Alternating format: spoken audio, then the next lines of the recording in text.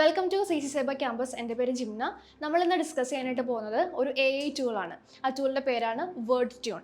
അതായത് നമുക്ക് വളരെ അത്യാവശ്യമായിട്ടുള്ളൊരു കാര്യമാണ്, നമുക്ക് എല്ലാവർക്കും വളരെ അത്യാവശ്യമായിട്ടുള്ള ഒരു കാര്യമാണ് ഇംഗ്ലീഷിൽ ഒരാൾക്ക് മെസ്സേജ് അയക്കാനോ, അല്ലെങ്കിൽ ഇംഗ്ലീഷിൽ ഒരാൾക്ക് മെയിൽ അയക്കാനോ, അല്ലെങ്കിൽ ഇംഗ്ലീഷിൽ ഒരു കാര്യം എഴുതാനോ, നമുക്ക് സ്റ്റാൻഡേർഡായിട്ട് കുറച്ച് ബെറ്റർ ആയിട്ട് നമുക്ക് എഴുതാനൊക്കെ വളരെ അത്യാവശ്യമായിട്ടുള്ള ഒരു കാര്യമാണ് ഇംഗ്ലീഷിൽ കുറച്ച് ജ്ഞാനം ഉണ്ടാവുക എന്നുള്ളത്.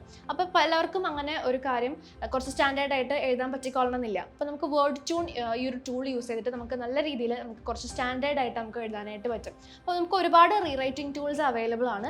പക്ഷേ അതിലൊക്കെ നമുക്കറിയാവുന്ന ഒരു രീതിയിൽ നമ്മൾ ഇംഗ്ലീഷിൽ ഒരു സെൻറ്റൻസ് എഴുതി റീറൈറ്റ് ചെയ്യാനായിട്ട് നിന്ന് കഴിഞ്ഞാൽ നമ്മൾ ഉദ്ദേശിക്കുന്ന ഒരു മീനിങ് അതിൽ നിന്ന് കിട്ടിക്കൊള്ളണമെന്നില്ല. അതിൽ റീറൈറ്റ് ചെയ്ത് വരുമ്പോൾ നമ്മൾ ഉദ്ദേശിക്കുന്ന ഒരു മീനിങ് അതിൽ നിന്ന് കിട്ടിക്കൊള്ളണമെന്നില്ല. പക്ഷേ വേർഡ് ട്യൂൺ എന്ന് പറഞ്ഞാൽ നമ്മുടെ ഈ AI റൈറ്റിംഗ് ടൂൾ യൂസ് ചെയ്യുകയാണെന്നുണ്ടെങ്കിൽ നമുക്ക് നല്ല രീതിയിൽ, നമുക്ക് ബെറ്റർ ആയിട്ട് നല്ല രീതിയിൽ, നമുക്ക് നല്ല സ്റ്റാൻഡേർഡായിട്ട് നമുക്ക് ഇംഗ്ലീഷ് റീറൈറ്റ് ചെയ്ത് എഴുതാനായിട്ട് പറ്റും. അപ്പോൾ അതെങ്ങനെയാണ് ആ ഒരു വേർഡ് ട്യൂണിൽ നമ്മൾ എങ്ങനെയാണ് ഇംഗ്ലീഷ് റീറൈറ്റ് ചെയ്ത് നമുക്ക് നല്ല സ്റ്റാൻഡേർഡായിട്ട് എഴുതാൻ നമുക്ക് നോക്കാം.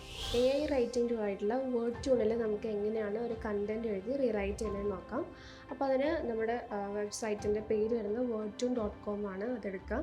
നമുക്ക് ഇങ്ങനൊരു വിൻഡോ വരും. അപ്പോൾ ഗെറ്റ് സ്റ്റാർട്ടഡ് ചെയ്യാം. സൈൻ അപ്പ് ഓപ്ഷൻസ് വന്നിട്ടുണ്ട്. നമുക്ക് കണ്ടിന്യൂ വിത്ത് ഗൂഗിൾ ചെയ്യാം.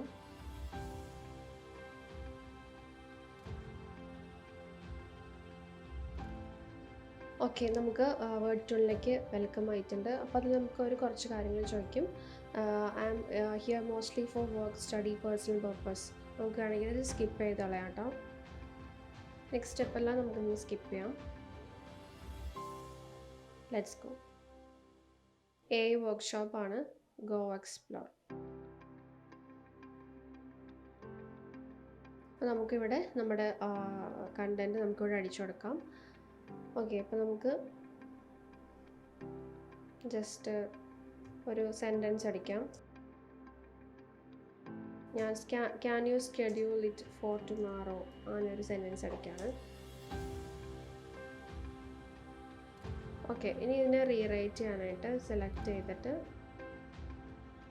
റീറൈറ്റ് ആ ഒരു ഇത് ക്ലിക്ക് ചെയ്യാം, റീറൈറ്റ് ക്ലിക്ക് ചെയ്യാം.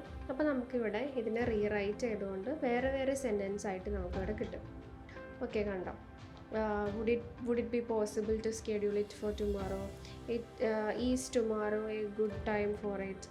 അങ്ങനെ ഇതിനെ പല രീതിയിൽ, അത് ഈ ഒരു സെൻറ്റൻസിനെ റീറൈറ്റ് ചെയ്യല്ല, ഇതിനെ നമുക്ക് പല രീതിയിൽ എഴുതാം.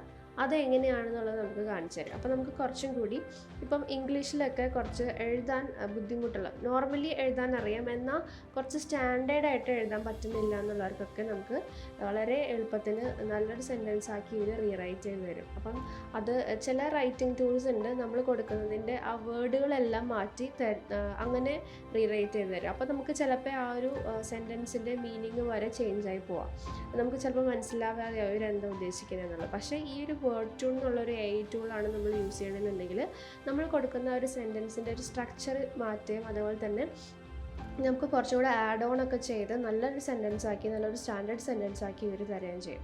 അപ്പം ഇത് നല്ലൊരു റൈറ്റിംഗ് ടൂളാണ്.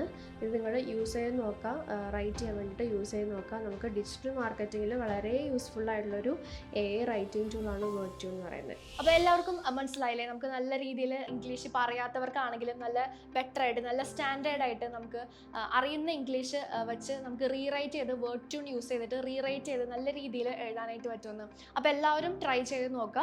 അപ്പോൾ ഇതേപോലെയുള്ള മോർ വീഡിയോസ് ആയിട്ട് നമ്മൾ ഇനിയും ചാനലിൽ വരുന്നതായിരിക്കും. അപ്പോൾ ചാനൽ സബ്സ്ക്രൈബ് ചെയ്യാത്തവർ സബ്സ്ക്രൈബ് ചെയ്യുക. അതുപോലെ നമ്മുടെ വീഡിയോസ് ലൈക്ക് ചെയ്യുക, ഷെയർ ചെയ്യുക, കമൻറ്റ് ചെയ്യുക.